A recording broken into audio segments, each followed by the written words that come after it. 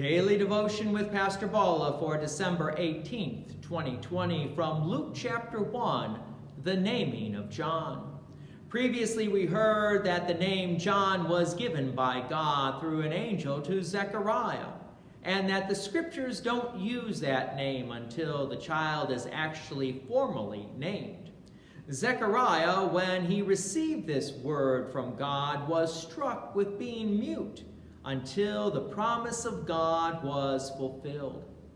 So when would that promise of God be fulfilled?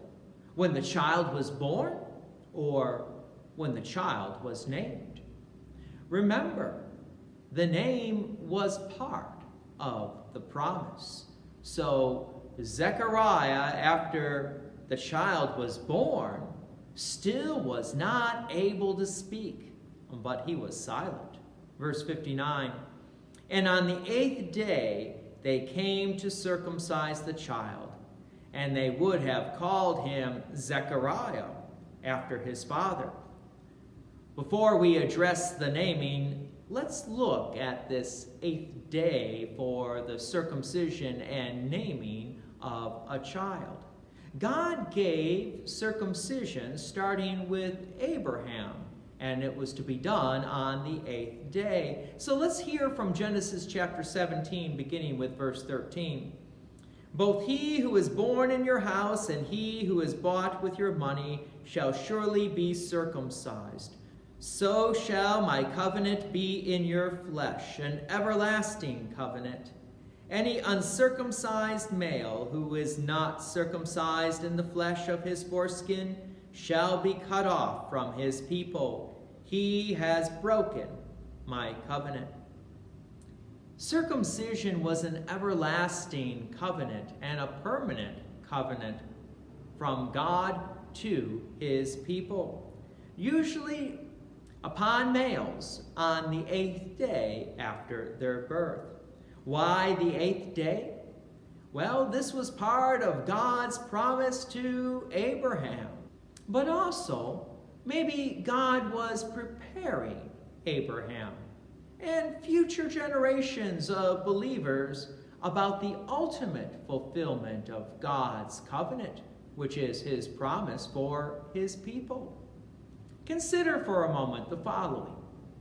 Jesus dies on a Friday.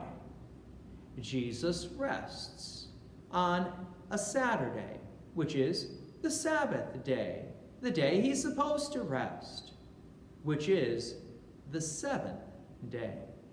Jesus rises from the dead on Sunday, the next day, which is the 8th day. Did God have in mind the death and resurrection of Jesus Christ when God gave this commandment to Abraham to circumcise on the 8th day? The answer is yes.